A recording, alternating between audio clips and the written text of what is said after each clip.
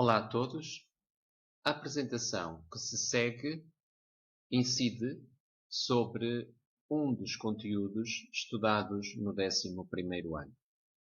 Falamos de um texto escrito em 1654 por um grande autor a quem Fernando Pessoa apelidou do Imperador da Língua Portuguesa. Estamos a falar, em concreto, do Sermão de Santo António aos Peixes, de Padre António Vieira.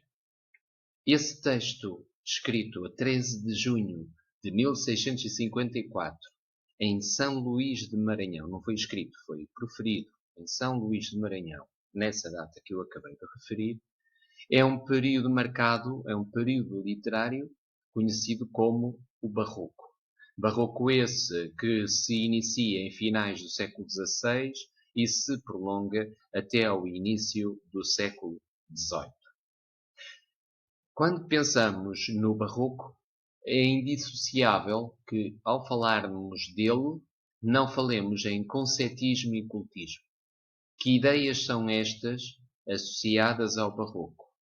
O concetismo tem a ver com o jogo de ideias e de conceitos, como um exercício quase aprazível, numa atitude claramente intelectualizada.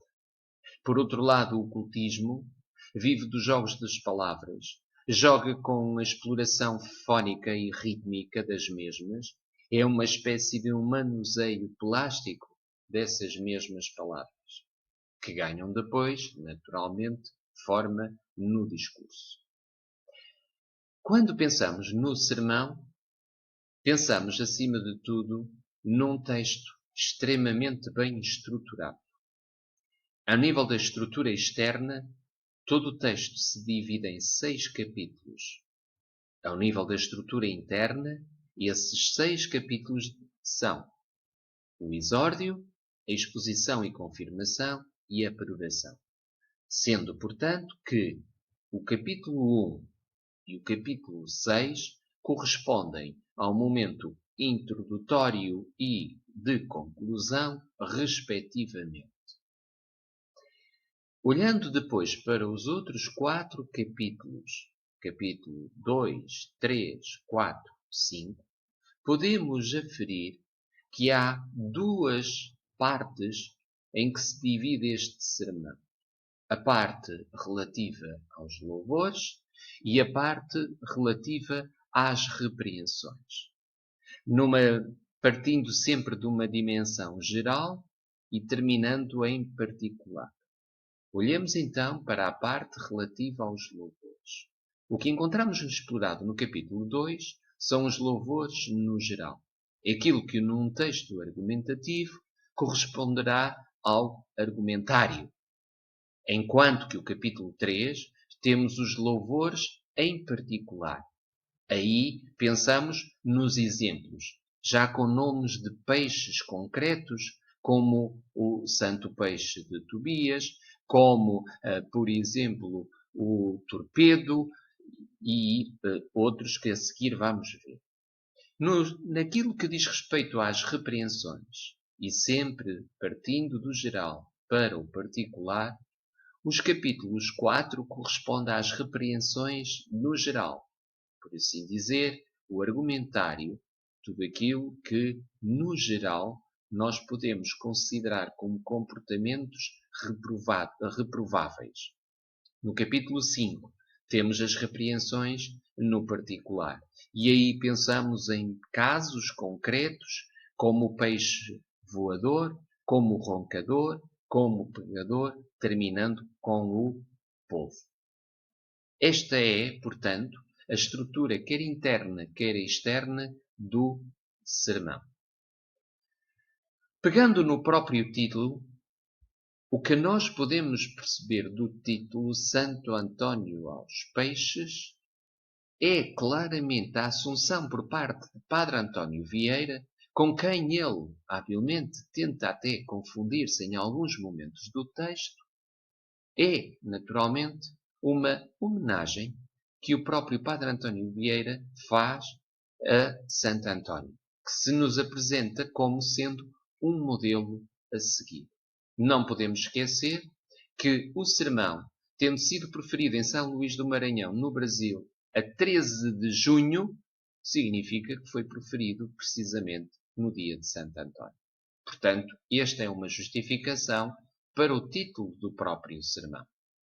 Por outro lado, temos também como exemplo Santo António, naquele episódio que o próprio pregador nos indica, logo no momento inicial do texto, no exórdio, em que também ele está na disposição de fazer aquilo que Santo António fez na cidade de Arimino, quando pregava contra os hereges. Por fim, é preciso perceber que não há, durante o sermão, qualquer momento laudatório em relação às virtudes dos homens. Pelo contrário, todo o sermão, mesmo nos momentos de louvor, corresponde, por contraste, à repreensão a comportamentos humanos. Isto quer dizer que, mesmo nos capítulos 2 e 3, que são os capítulos relativos aos louvores no geral e em particular, respectivamente, nós encontramos por contraste uma reflexão sobre e uma crítica ou repreensão às atitudes dos homens que têm comportamentos distintos dos peixes. Quais os motivos que levaram Padre António Vieira a escrever este sermão?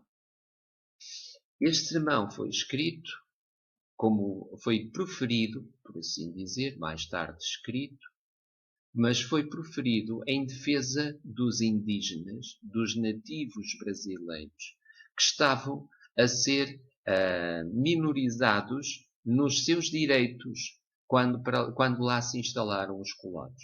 No fundo, é um texto de defesa dos direitos dos nativos e indígenas que estavam a ser, de certa forma, escravizados pelos colonos que se tinham instalado no Brasil. O sermão, o exórdio do sermão, abre precisamente com um conceito predicável. E a primeira ideia que temos de clarificar é perceber o que é afinal um conceito predicável. Não é mais do que uma máxima ou uma proposição de natureza moral. E essa máxima, vós estes sal terra, é retirado de um livro bíblico, livro de São Mateus, que se nos afigura, para aqueles que estamos a ouvir o sermão, que se nos afigura como sendo uma máxima inquestionável, irrefutável, porque foi retirada da Bíblia.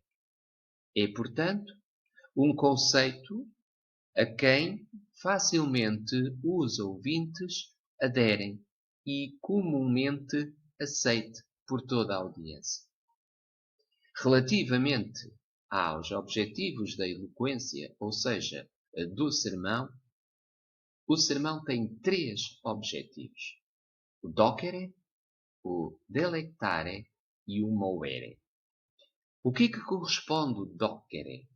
Todo o sermão tem um caráter didático e pedagógico. Visa, portanto, ensinar. Tem um objetivo moralizador e doutrinário. Visa passar valores e conhecimentos. Este docere deve ser simultaneamente acompanhado pela parte estética, ou seja, tornar-se-á mais facilmente aceitável se for também isso agradável ao próprio ouvido. Por fim, avisa e tem como objetivo o caráter persuasivo, ou seja, espera-se do auditório, espera-se daqueles a que assistem ao sermão, a uma mudança atitudinal, a uma mudança de comportamento. A intenção persuasiva e exemplaridade tem a ver com o capítulo 3, e aqui temos referências aos 4 peixes, que são representativos das virtudes nos peixes e por isso merecedores de louvores. Volto a recordar que estes peixes que são referidos no capítulo 3 do sermão são, por contraste, repreensões para os homens, uma vez que estes não têm os mesmos comportamentos que os peixes. Primeiro peixe, o santo peixe de Tobias. Primeira nota, é importante reter que o peixe não se chama ou não se designa como Tobias. É o santo peixe de Tobias.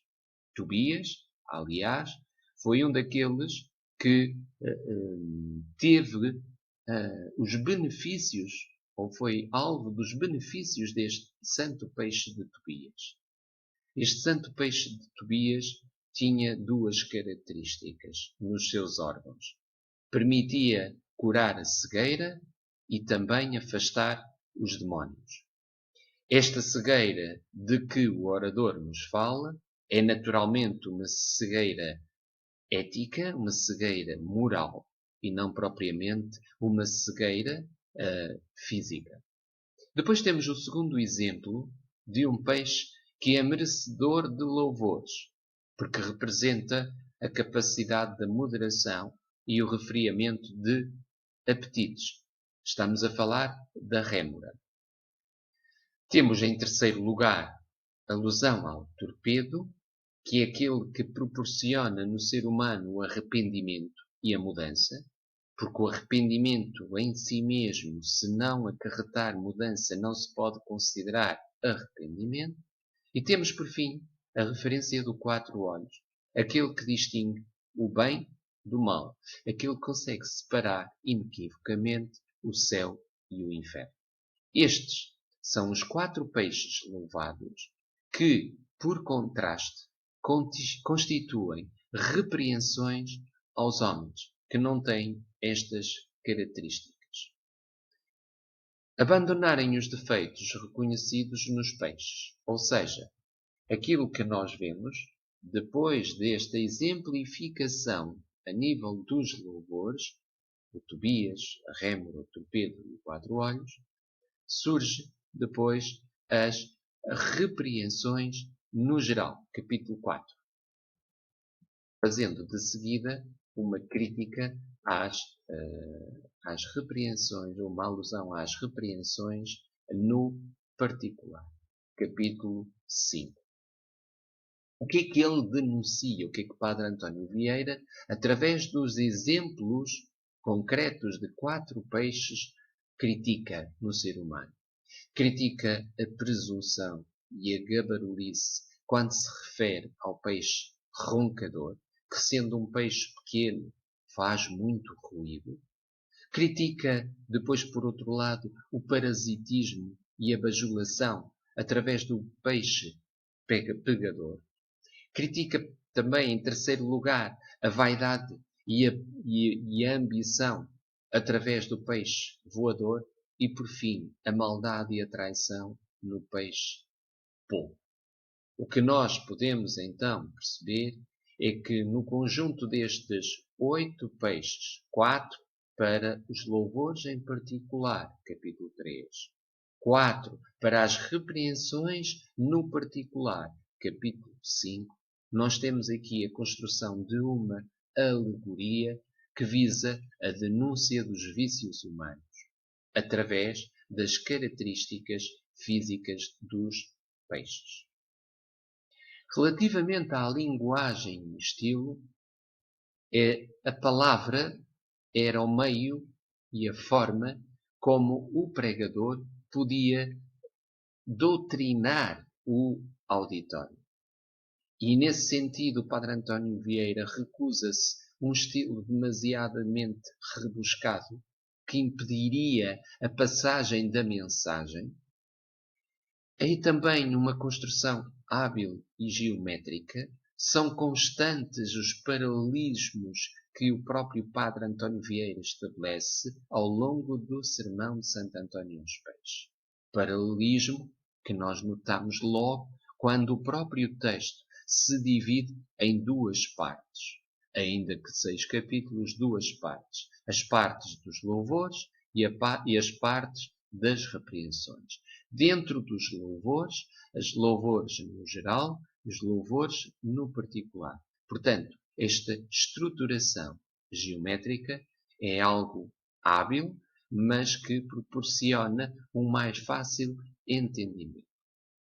Encontramos também, a nível da linguagem e do estilo, um Padre António Vieira que deita mão a muitas figuras de estilo, sendo frequentes a metáfora, a comparação, a enumeração e a gradação. Quanto à alegoria, todo o texto é alegórico, porque todo o texto não faz mais do que empregar uma sucessão de metáforas, todas elas que nos transportam para uma nova realidade, mais concreta, mais real. Não podemos esquecer que a alegoria significa o quê? Pegar através de metáforas e transportar do abstrato, que é os valores, que são os comportamentos, para algo concreto, os peixes. Temos ainda referências, para ser mais convincente, a citações bíblicas e referência também a doutores da Igreja. Um raciocínio silogístico e redes de semelhança e de oposição. Relativamente à linguagem e estilo, destaca-se um discurso, em suma, figurativo, simbólico, que recorre à imagem, construído através de comparações, metáforas e alegorias constantes. É, portanto, este sermão e a riqueza que ele contempla que, de certa forma, nos seduz. Espero que, com esta pequena apresentação, tenham compreendido o espírito e a estrutura e todos os sentidos que estão subjacentes à construção do Sermão de Santo António Hóspede.